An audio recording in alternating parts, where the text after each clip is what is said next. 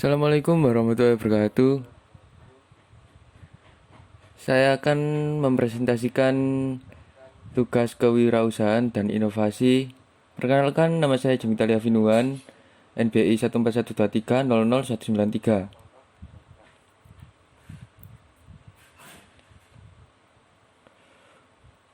Latar belakang UMKM ST. UMKM ST merujuk pada usaha mikro. ST sendiri adalah usaha dalam kategori UMKM, biasanya memiliki beberapa keunggulan seperti biaya produksi yang rendah, bahan baku yang mudah didapat, dan fleksibilitas dalam hal pemasaran, baik secara langsung di tempat seperti warung atau gerobak, maupun secara online. UMKM ST bisa juga menawarkan variasi produk, misalnya dengan menambahkan berbagai jenis rasa atau topping yang berbeda. Untuk menarik lebih banyak pelanggan, minuman yang terbuat dari teh yang diseduh kemudian diberi es batu untuk menyegarkan. Bisnis UMKM ST seringkali dijalankan oleh pengusaha kecil dengan skala usaha yang relatif kecil.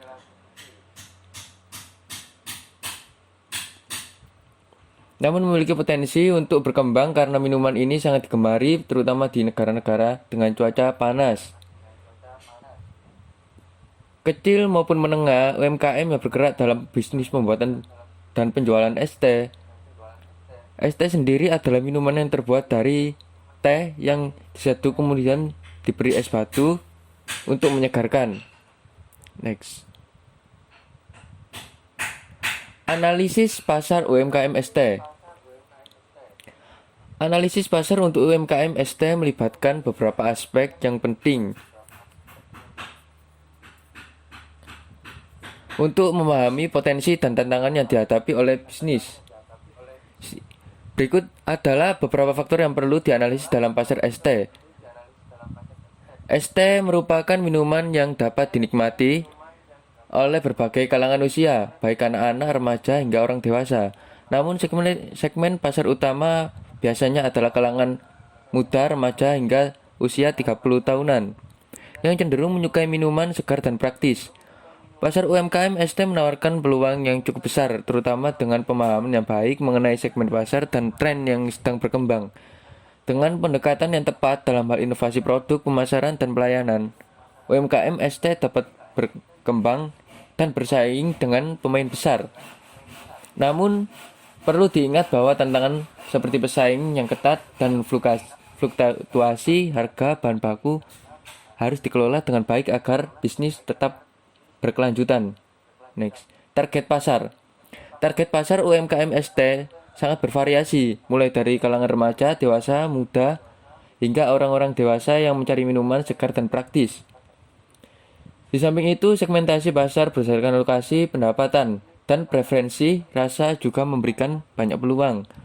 Untuk mencapai kesuksesan, UMKM ST perlu menyesuaikan produk dan strategi pemasarannya sesuai dengan karakteristik dan kebutuhan target pasar yang dipilih. Next. Tujuan pemasaran. Tujuan pemasaran ST mencakup berbagai aspek dan meningkatkan kesadaran merek, menarik pelanggan baru, membangun loyalitas hingga memperluas pangsa pasar dan meningkatkan penjualan. Untuk mencapainya, strategi pemasaran harus disesuaikan dengan karakteristik pasar, tren konsumen, dan kemampuan sumber daya usaha. Strategi promosi.